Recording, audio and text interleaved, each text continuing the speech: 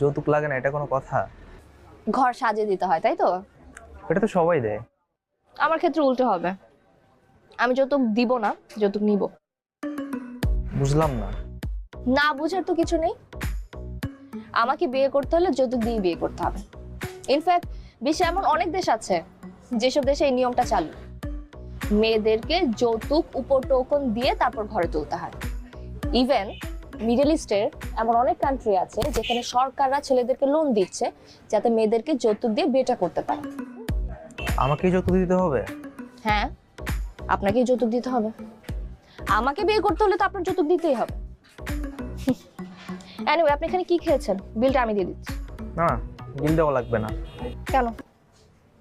আপনি ইনকাম করেন দেখে আপনি কি ভাব দেখাচ্ছেন?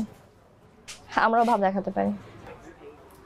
এক্সকিউজ মি, বিলটা নিয়ে আসেন তো, আমি দিচ্ছি। আর